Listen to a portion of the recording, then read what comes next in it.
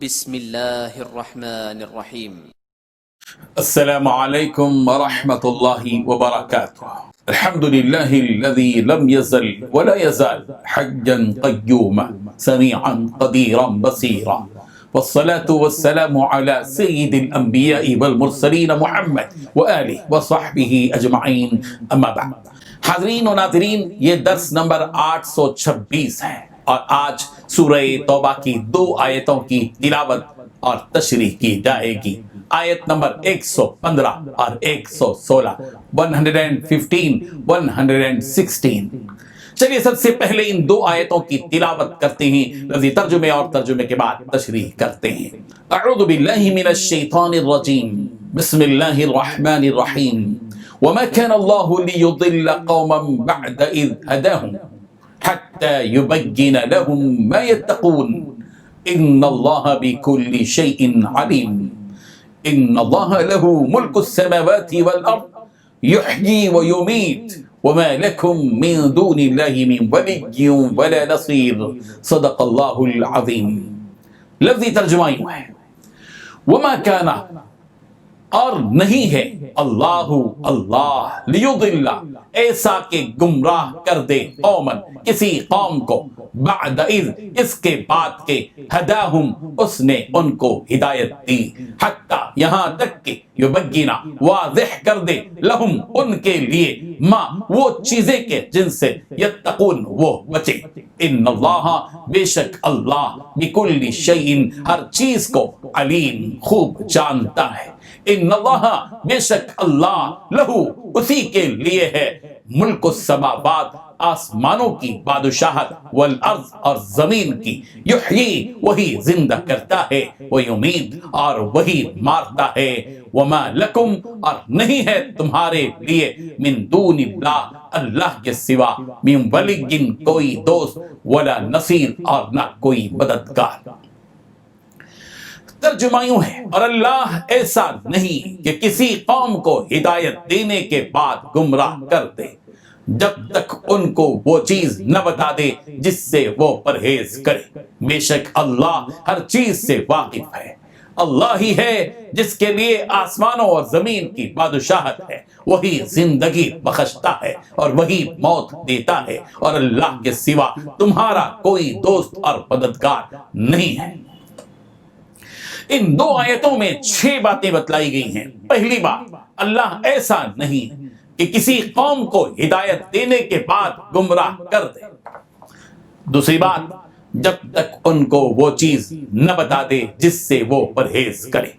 تیسری بات، بے شک اللہ ہر چیز سے واقف ہے۔ چوتھی بات، اللہ ہی ہے جس کے لیے آسمانوں اور زمین کی بادشاہت ہے۔ پانچویں بات، وہی زندگی بخشتا ہے اور وہی موت دیتا ہے۔ چھٹویں بات، اور اللہ کے سوا تمہارا کوئی دوست اور مددگار نہیں ہے۔ بزرگان محترم، پچھلی آیت میں مشرکین کے لیے استغفار کرنے سے منع کیا گیا تھا۔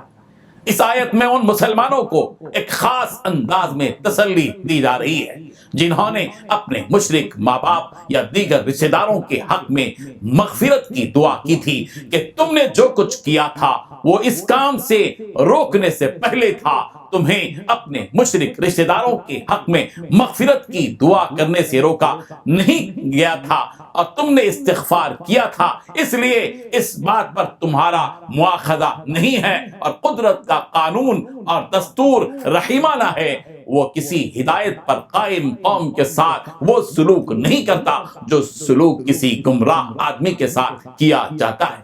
اللہ تعالیٰ پہلے حکم دیتے ہیں اور اس پر عمل نہ کیا جائے تو اس کا مواخذہ کرتے ہیں۔ اسی حقیقت کو اس آیت میں بتلایا گیا، وما كان الله ليضل قوما بعد إذ هداهم حتى يبين لهم ما يتقون، اور اللہ ایسا نہیں کرتا کہ کسی قوم کو ہدایت دینے کے بعد گمراہ کر دے جب تک کہ ان چیزوں کو واضح طور پر بیان نہ فرما دے جن سے وہ بچتے رہیں۔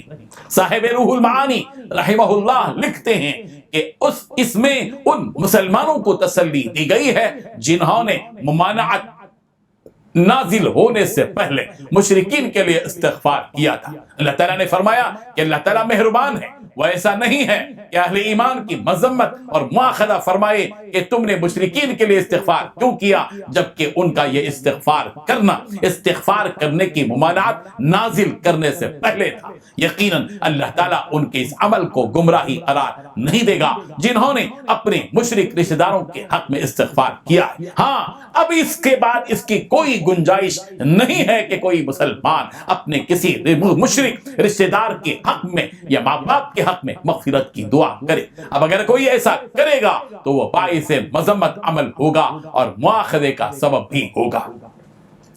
حتی یبین لہم ما یتقون کے ذریعے یہی حقیقت بتائی گئی ہے کہ جن کاموں پر گرفت ہو سکتی ہے وہ کام وہی ہے جن کی پہلے اللہ تعالیٰ کی طرف سے واضح طور پر ممانعت کر دی گئی ہو۔ حضرت ابن عباس رضی اللہ عنہما سے روایت ہے، فرمایا کہ اللہ تعالیٰ نے قرآن کی اتباع کرنے والے کو پناہ دی اس بات سے کہ وہ دنیا میں بھٹک جائے یا آخرت میں تنگیوں میں مبتلا ہو۔ حضرت ابن عباس رضی اللہ عنہما نے یہ آیت تلاوت فرمائی، وَمَا كَانَ اللَّهُ لِيُضِلَّ قَوْمًا بَعْدَ إِذْ هَدَاهُمْ، اللہ ایسا نہیں کرتا کہ کسی قوم کو ہدایت دینے کے بعد گمراہ کر دے۔ حضرت ابن عباس رضی اللہ عنہما نے فرمایا کہ گمراہ نہیں ہوگا دنیا میں وہ، اور سختیوں میں مبتلا نہیں ہوگا آخرت میں۔ اس کے بعد دوسری آیت میں یہ حقیقت بتلائی جا رہی ہے کہ مدد و نصرت تو صرف اور صرف اللہ تعالیٰ کی طرف سے ہی ممکن ہے، اس لیے کہ ان اللہ لہ ملک السماوات والارض، آسمان و زمین کی ساری سلطنت اللہ ہی کے لیے ہے، اسی کے ہاتھ میں سارے نفوس کی زندگی ہے اور اسی کے ہاتھ میں ساری مخلوقات کی موت ہے، وہ جس کو چاہے زندہ کرے اور جس کو چاہے موت دے۔ اور اے مسلمانوں، یہ بات یاد رکھو کہ اللہ کے علاوہ تمہارا نہ کوئی یار ہے اور نہ ہی کوئی مددگار ہے۔ اللہ تعالیٰ ہی ہر موجود چیز کا مالک ہے اور تمام امور کا نگہبان ہے، وہی غالب اور محافظ ہے، سارے کام اسی کے اختیار میں ہیں، اس کے فیصلے کو کوئی روک نہیں سکتا، اس کے حکم کو کوئی ٹال نہیں سکتا، کسی کی مدد کسی کے حق میں نہیں ہو سکتی سوائے اس رب ذوالجلال کے ارادے کی۔ یاد رکھو کہ تمہارے یہ مشرک رشتہ دار تمہارے کام قیامت کے دن نہیں آئیں گے، نہ وہ تمہاری مدد کر پائیں گے اور نہ ہی وہ تمہارے دوست بن سکیں گے، اس دن تو صرف اللہ تعالیٰ ہی کا حکم چلے گا۔ سورہ بقرہ کی آیت نمبر 107 میں یہ بات بتلائی گئی، الم تعلم ان اللہ لہ ملک السماوات والارض وما لکم من دون اللہ من ولی ولا نصیر، کیا تجھے علم نہیں کہ زمین و آسمان کی ملکیت اللہ ہی کے لیے ہے، اللہ کے سوا تمہارا کوئی ولی اور مددگار نہیں ہے۔ حضرت عبداللہ ابن عمر رضی اللہ عنہما نے بیان کیا کہ رسول اللہ صلی اللہ علیہ وسلم نے فرمایا، قیامت کے دن زمین اس کی مٹھی میں ہوگی اور آسمان اس کے داہنے ہاتھ میں ہوگا، پھر کہے گا کہ میں بادشاہ ہوں، میں بادشاہ ہوں۔ رسول اللہ صلی اللہ علیہ وسلم جب رات میں تہجد کے لیے کھڑے ہوتے تو یہ دعا پڑھتے، اے میرے اللہ، ہر طرح کی تعریف تیرے ہی لیے زیبا ہے، تو آسمان و زمین اور ان میں رہنے والی تمام مخلوق کا سنبھالنے والا ہے، اور حمد تمام کی تمام بس تیرے ہی لیے مناسب ہے۔